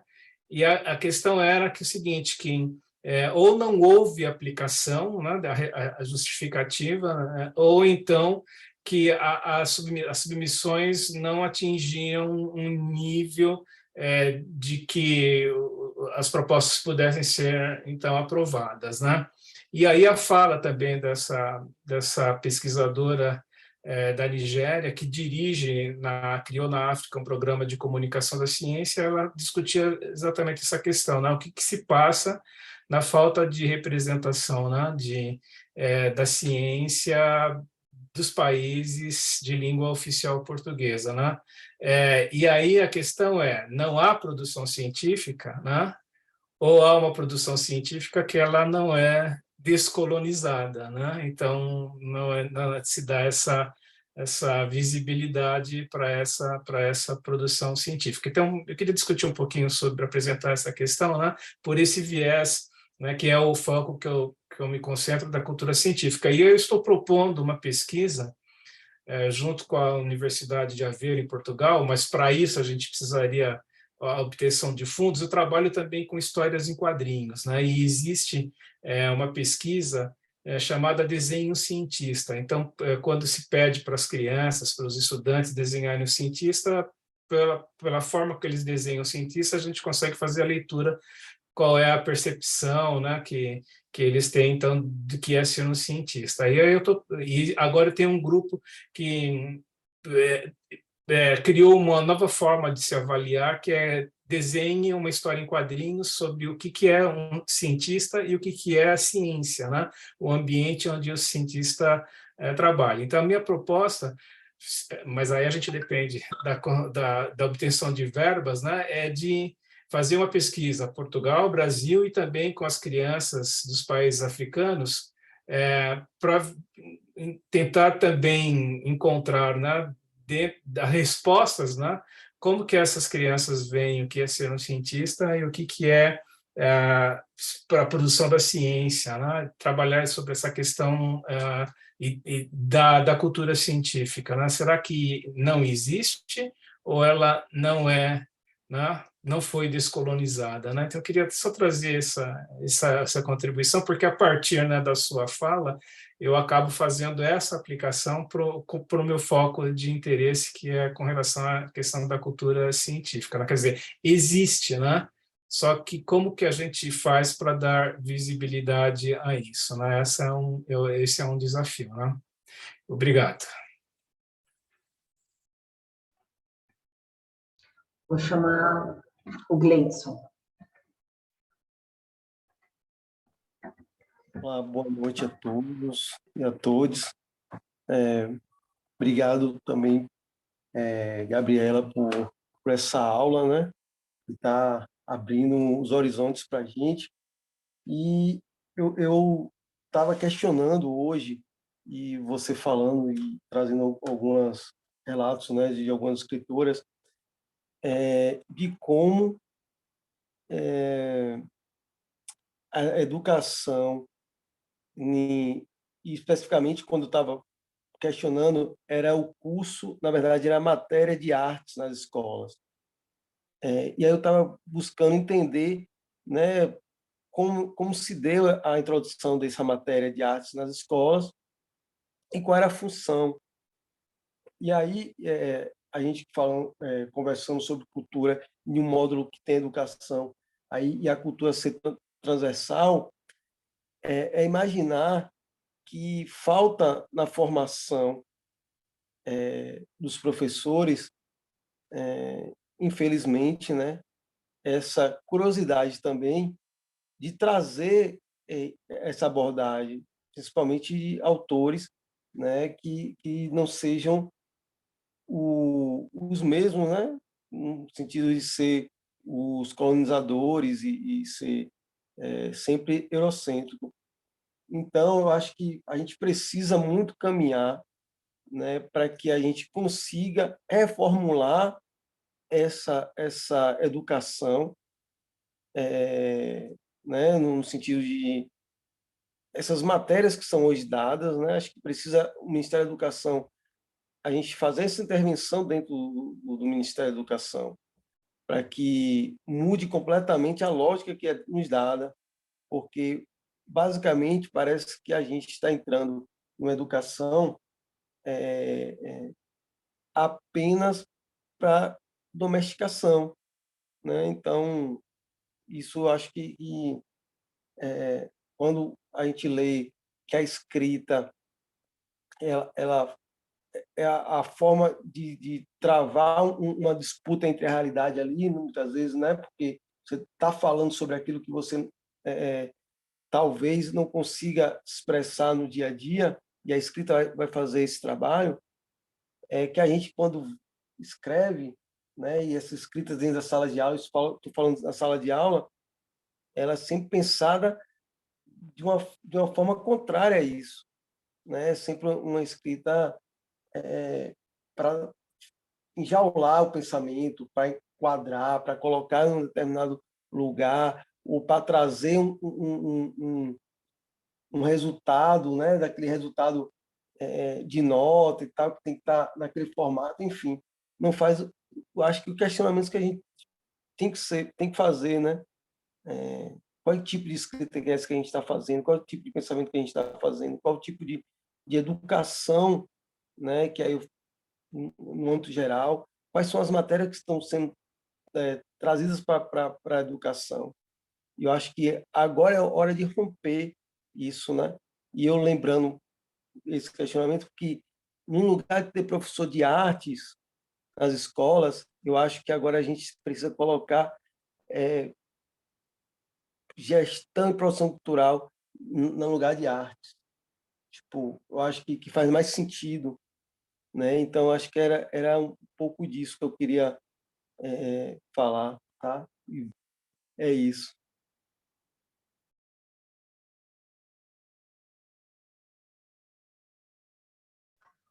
Se quiser comentar, Gabriela, no momento a gente encerrou as inscrições. Vou comentar um pouquinho. Muito obrigada, vocês parabenizando, né?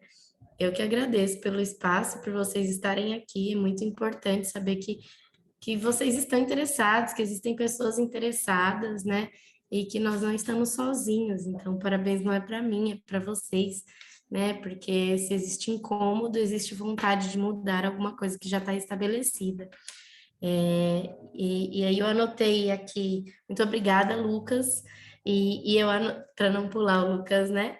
Mas te escutei com muita atenção. A Carly pontuou algo que eu acho, assim, fundamental, e que aí eu coloco aqui, o que a gente tem que fazer, né? É fazer, desde criança a gente fala, você tem que fazer diferença, você tem que fazer a diferença. E eu acho que é isso, é fazer a diferença no lugar que você ocupa, porque a gente demora para ocupar alguns lugares, e quando nós ocupamos alguns outros lugares, né, que dá para fazer alguma coisa diferente, então vamos tomar a nossa responsabilidade de fazer, né? E como pulverizar isso? Aí você fala, como que eu vou pulverizar essas leituras, né? E aí você mesmo já fez isso que eu já tinha anotado, em seguida você falou, é continuar lendo, é continuar estudando, porque quando a gente lê, quando a gente estuda, quando a gente assiste, nós vamos trazer para o nosso cotidiano o que nós estamos nos tornando. E quando a gente traz isso para o cotidiano, nós estamos modificando vários ambientes, as relações. Então, o que a gente vai conversar são outras coisas que antes nós não conversávamos, né? Então, se você traz isso para o seu cotidiano trabalhista, para o seu cotidiano corporativo, familiar, de relação, você vai estar trazendo possibilidade de outras pessoas verem o que elas não viram antes, né? É igual o papel do professor, nós temos que seguir uma norma, né? Nós temos a LDB e, infelizmente, a gente tem que seguir naquele formato para que a criança chegue, enfim, né? Tem todo um processo. Mas nós também podemos fazer outras coisas, nós também podemos dar uma possibilidade dela entender que aquela realidade não é única. Então, nós temos estrutura também para dar uma outra possibilidade. E eu acredito que o diálogo, a conversa, a relação trabalhista, a relação familiar, é muito possível a gente trazer para pulverizar. Então, nós trazemos o que a gente lê, indicação de escrita, de leitura, de literatura, de filme, porque as pessoas vão se interessar. E aí, além disso, uma coisa que você falou, que eu acho muito importante, eu estava no Twitter esses dias, e daí eu vi alguém falando assim, a Maju, que é a Maju da Globo, é foda, porque assim, toda vez vez que ela vai apresentar uma pessoa, um profissional negro, seja ele quem for, e seja ela, no programa que ela tiver, ela apresenta a pessoa com todos os seus aparatos profissionais e científicos e pedagógicos. Então, ela não fala assim, olha, essa é a Gabriela, ou essa é a Carly. Ela fala tudo que a Carly é. Olha, essa é a Carly é uma bibliotecária, ela trabalha na Porto Seguro, ela passou em primeiro lugar, ela passou em segundo lugar. Então, ela coloca, porque geralmente as pessoas negras não são colocadas nessa posição. Já pessoas brancas são. Então, quando uma menina passa para fazer medicina em primeiro lugar, saem vários jornais, da cidade bomba. Bianca Silva passou em primeiro lugar para fazer medicina na UFRJ, dentro de não sei o quê, não sei o quê, não sei o quê. Então, apresenta a menina com todo o potencial dela. Já pessoas negras não são nem apresentadas, porque mal a gente tem nome.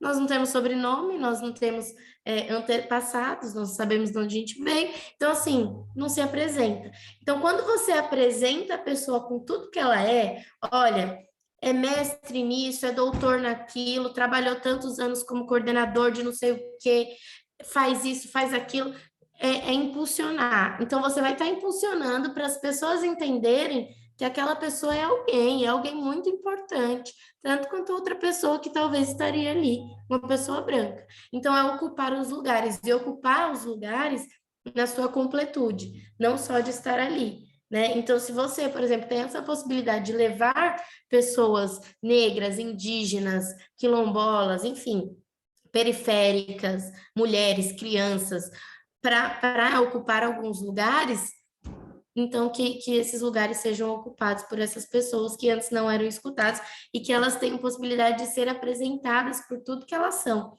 Então, isso que você faz já é incrível, Carlos. Você já está de parabéns por isso. Você já está abrindo, assim, um espaço excepcional, que talvez essas pessoas não tivessem espaço antes, né?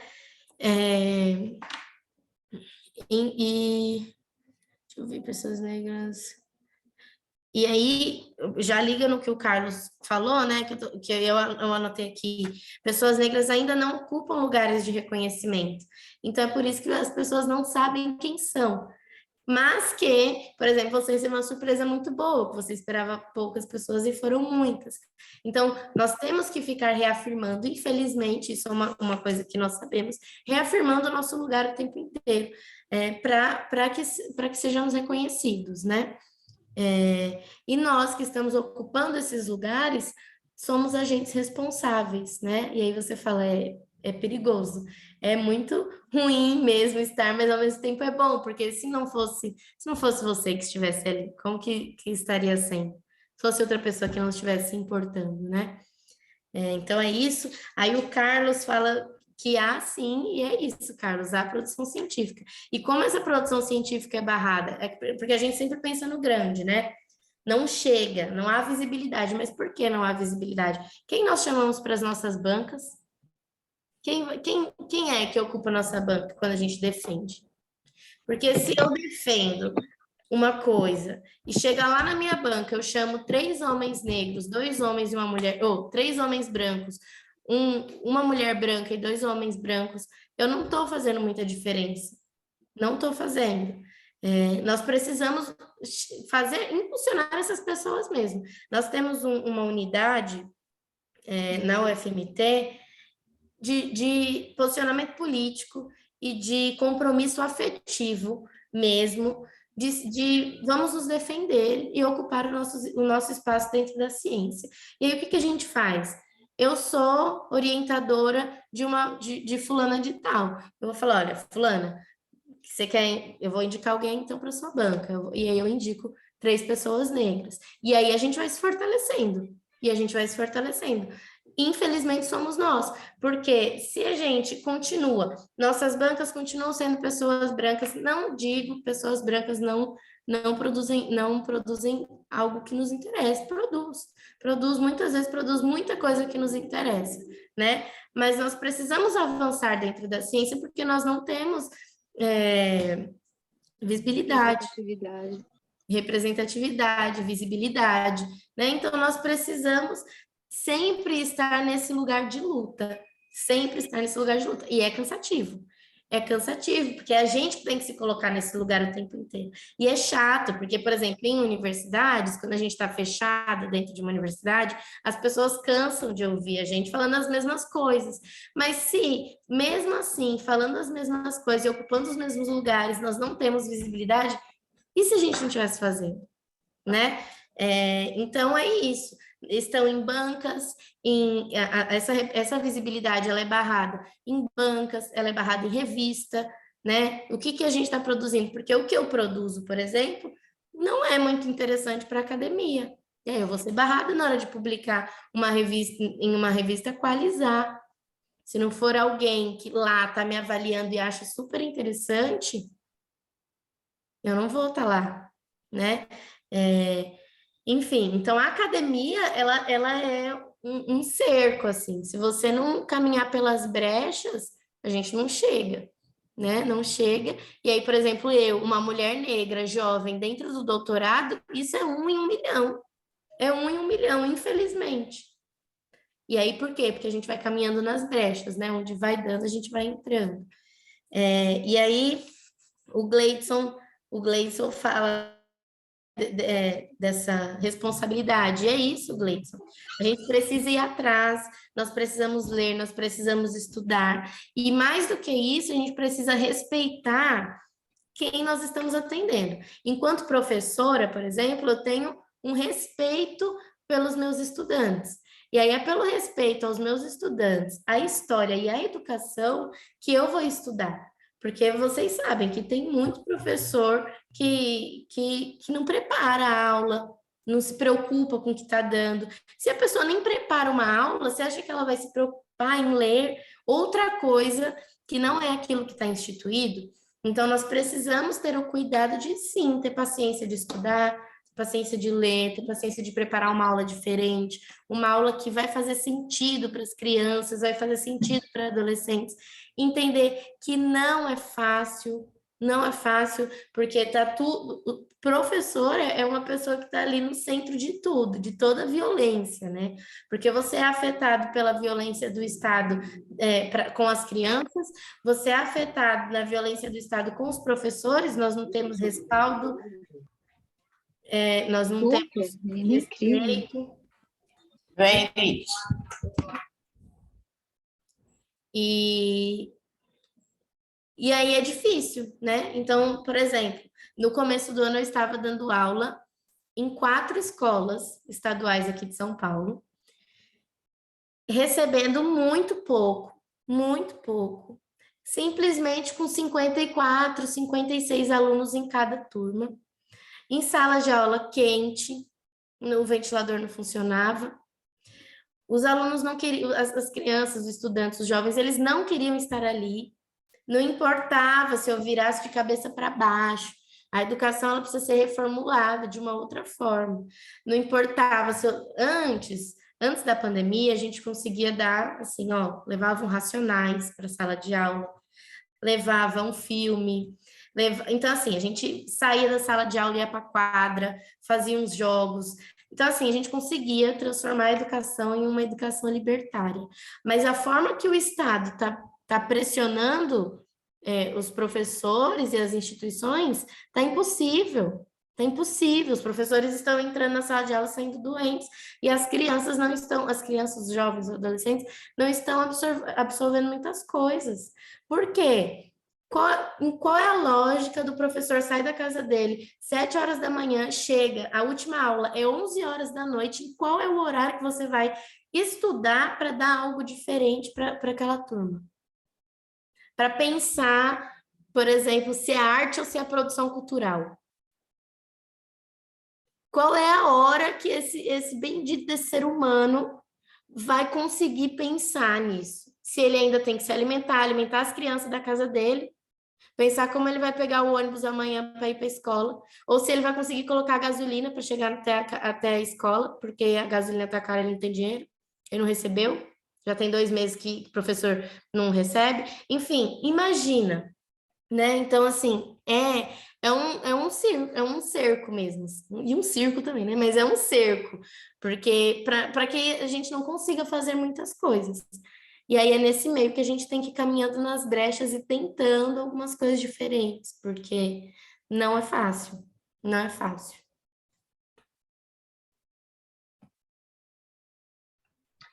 O Adriano pediu fala. Oi, estão me ouvindo? Sim? Aqui esse foninho aqui, eu não sei se estava funcionando. Ô, Gabi, mais uma vez, obrigado aí pela aula, por tanta citação boa. E, assim, acho que na outra aula eu me apresentei, né? Então, assim, eu sou de culturas afro, né? De congado, capoeira, terreiro.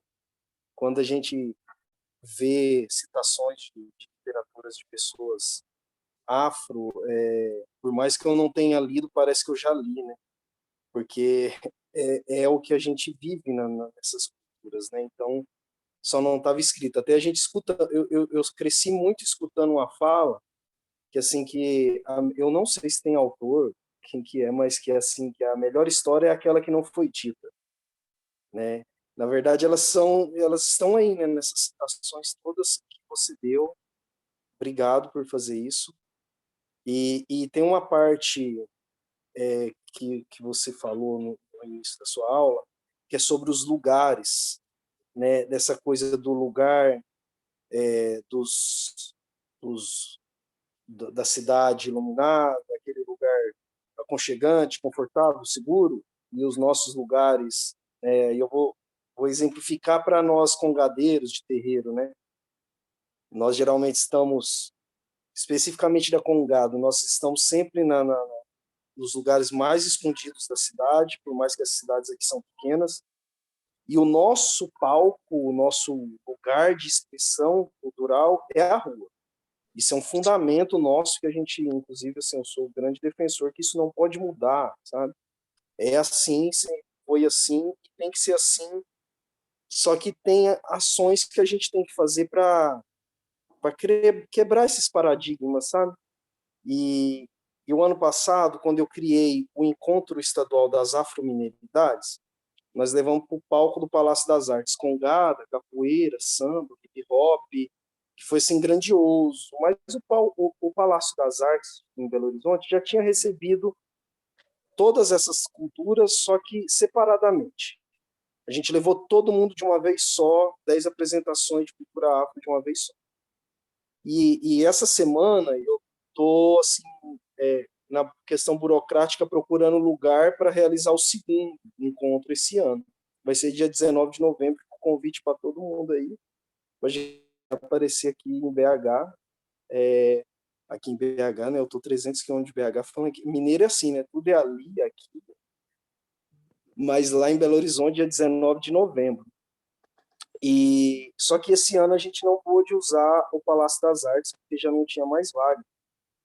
E como um dos intuitos do projeto é usar algum espaço do Estado, eu tinha que procurar um outro espaço que fosse do Estado, que não fosse particular, para realizar nos mesmos moldes. E o que restou, que na verdade foi a primeira ideia que eu tive no ano passado, foi a Sala Minas Gerais, que é a sala da Orquestra Filarmônica de Minas, que é a sala para orquestras mais nova que existe na América Latina, considerada a melhor acústica da América Latina, né? Então, assim, ela é bem nobre e bem burguês, para ser mais direto. E quando eu disse, vamos fazer aí, vocês não têm noção, assim, o quantas falas contrárias, mas sempre com jeitinho, né? Tipo, Adriano, mas lá não foi feito para esse tipo de expressão cultural. A gente vai ter dificuldade. Aí eu perguntava quais são as dificuldades, né? E assim, pessoas que estão dentro do projeto mesmo, que são até têm um entendimento da importância do evento, mas estão contaminadas com essa questão eurocêntrica. Tipo, o piso lá não é qualquer piso. Não pode arranhar o piso, por exemplo. Aí eu respondo, mas quem disse que nós vamos arranhar o piso? Tem lugar que não pode pisar, porque ali tem uma estrutura assim, assim, assim, assim. Mas se os caras da Filarmônica podem transitar nesse espaço e consegue transitar nesse espaço, quem disse que o capoeirista não consegue? Quem disse que o congadeiro não consegue? E aí, outras falas do tipo assim, lá vai sair muito mais caro para nós executar, então talvez você vai ter que sacrificar muito do investimento do projeto para fazer algo nesse espaço, e você poderia estar investindo esse dinheiro em outras coisas, fazendo em outro espaço, né? Só que aí também é dar um aval, é concordar com essa submissão de que aquele espaço não é para nós, né? E eu prefiro fazer nesse espaço, nós vamos fazer nesse espaço esse ano, sabe? Com muito sacrifício. E que tem, porque eu estou falando isso, é uma produção cultural, mas que tem a ver com patrimônio cultural e tem a ver muito com educação, porque eu estou tendo que lidar com pessoas mal educadas, porque não tiveram essa educação que você citou aí. Todos esses educadores deveriam estar sendo obrigatório na educação brasileira, para que quando o Adriano pedisse o espaço da Sala Minas Gerais, eles não dissessem, peraí, aqui não foi feito para vocês, né? Então, me tocou muito quando você falou isso, dessa questão dos espaços, né? Eu tive que escutar, por exemplo, vamos fazer então assim, porque vai ter 3 músicos, um de hip hop, um de samba e uma pop, afro. E o resto é folia de reis, congada, terreiro, capoeira, essas tradicionais. E aí a outra opção que me deram era assim, então vamos fazer assim, a congada recebe os participantes, a plateia, o público, na porta e faz eles entrarem no hall e lá o pessoal assiste aqueles que são músicos profissionais. Assim como eu entendi que, tipo assim, a congada, a folia de reis, vai ser o que a gente sempre é na sociedade, né? O porteiro. Aquela pessoa que só pode abrir a porta e falar entra, né? Ela não pode ser o dono do lugar, né? É muito foda isso, porque quando fala de decolonizar e na literatura já é difícil pra caramba, né? Você, Gabriela, escrever, publicar, como você disse. E aí quando você vai pro dia a dia, aí é mais cruel ainda. Por isso que vocês têm que escrever mais. Obrigado, viu? Muito axé para nós.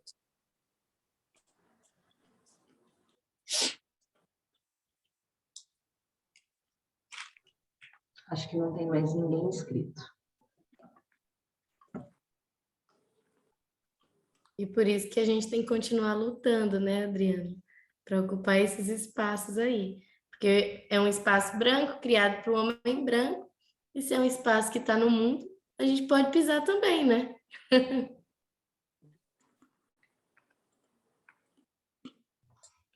A Fabi levantou a mão aqui, acho que ela é a última, gente, porque já estamos nos direcionando para os últimos minutos do encontro.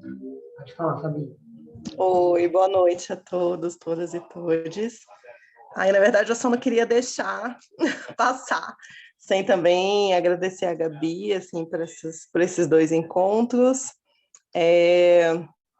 Para mim foi muito, muito, muito importante, né? Ver mais uma mulher preta aí nos espaços acadêmicos, saber que você é daqui da Leste, eu sou aqui de Guaianazes, então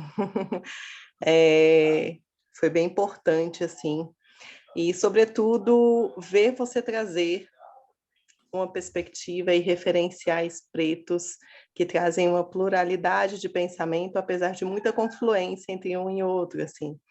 Então, isso também é bem importante, e eu fiquei pensando aqui um pouco, até escutando o Adriano, assim, né, de como tudo é muito urgente e, ao mesmo tempo, como é tudo muito, muito delicado e, assim, como é importante estarmos em vários espaços e quanto mais narrativas e visibilidades a gente puder alcançar melhor, mas também o quanto é delicado, às vezes, na urgência, e eu acho que vem também um pouco, né, do início, assim, a Carly ali falando do que ela estava, né, da prática dela, de pensar como tornar isso acessível, né? Como as pessoas terem mais acesso, assim, nisso, nos riscos, assim, do fortalecimento de estereótipos, assim, né? Porque às vezes as pessoas vão buscando, mas não tem essa profundidade que você traz nas suas pesquisas, de buscar várias referências,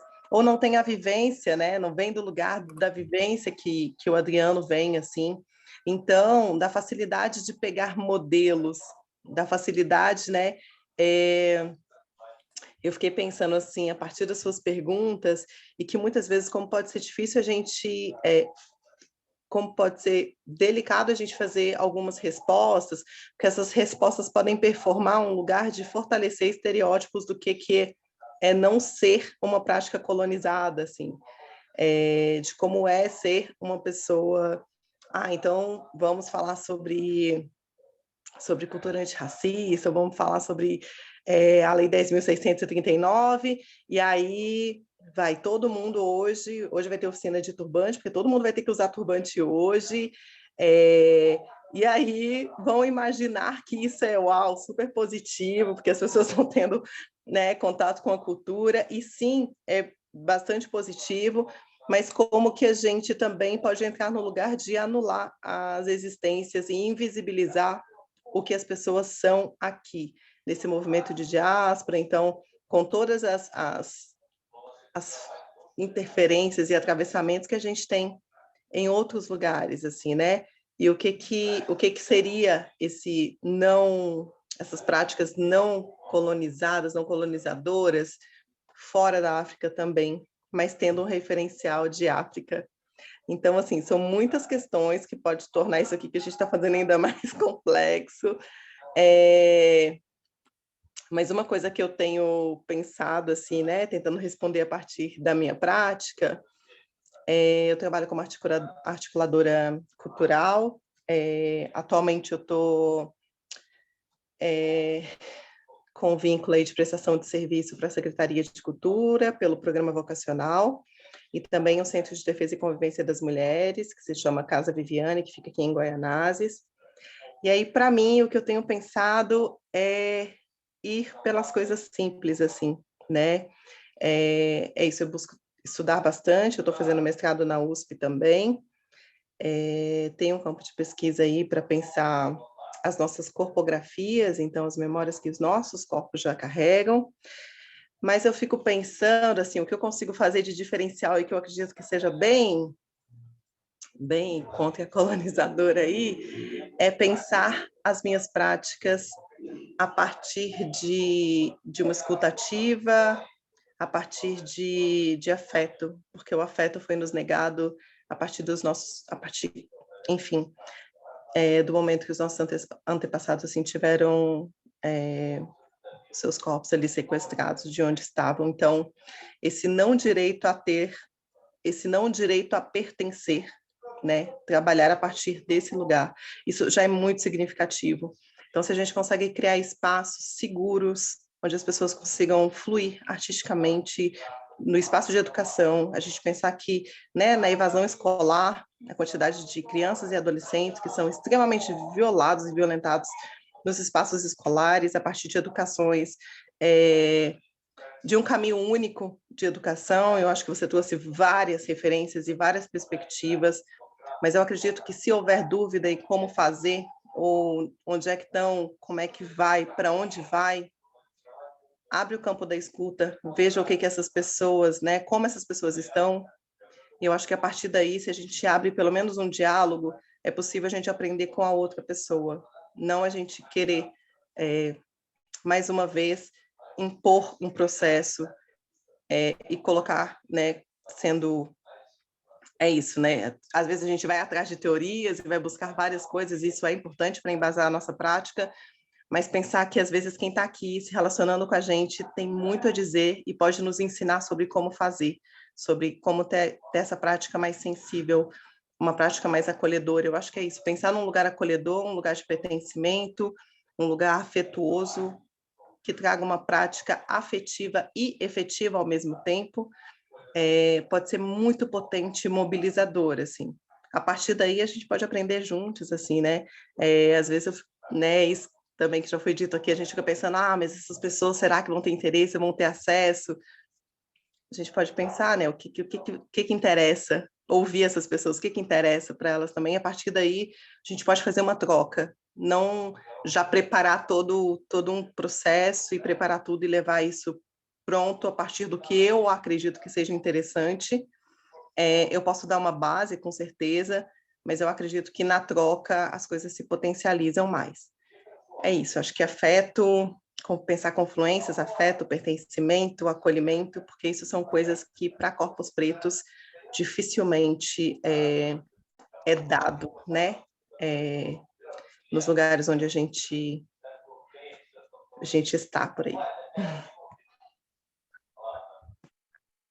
É isso mesmo, Fabi. Obrigada. Obrigada. Fechou com chave de ouro. Linda. E é exatamente isso, né? A escuta e o afeto, ele é necessário. Nós não estamos lidando, quando a gente propõe isso, novamente a coisificação. É muito pelo contrário. É a escuta, é o afeto, né? Para a gente finalizar, eu vou apresentar para vocês uma coisa que não está finalizada ainda, mas que é a minha tese de doutorado. A minha tese de doutorado é justamente isso. Eu quero entender uma educação que não seja colonialista e que é produzida pelas mulheres negras no Brasil.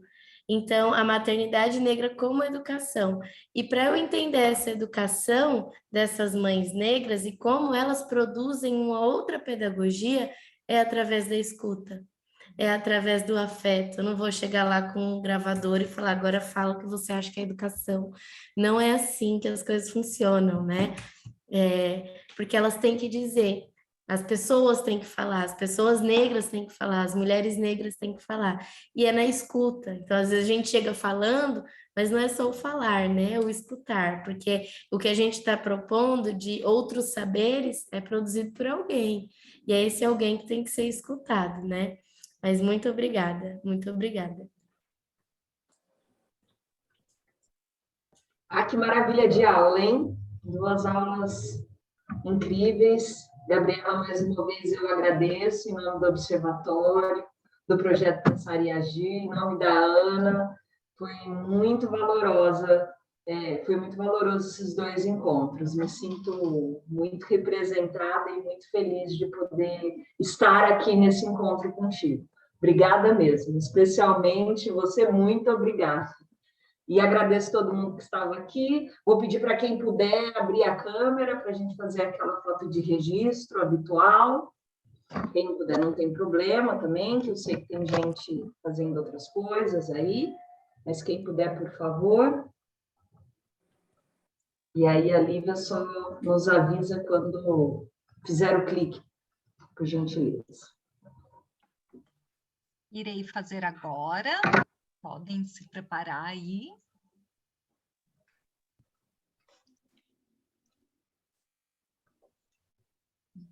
Vou fazer mais um. Prontinho. Maravilha. Maravilha, gente. Obrigada pelo encontro. Até semana que vem. Gabriela, mais uma vez, muito obrigada. Estamos juntos aí na terça-feira. E para quem tiver aqui, para quem tiver disposição e interesse, no sábado, Laboratório de Gestão Pública da Cultura, com as temáticas sobre o conselho. Essas aulas estão sendo abertas, a gente coloca o link lá no grupo de WhatsApp para quem tiver interesse. No mais, até mais para todo mundo. Fiquem bem. Tchau, gente. Muito obrigada pelo espaço, viu? Vou mandar meu Instagram de novo, caso alguém queira conversar comigo, tá? Obrigada, gente. Tchau, gente.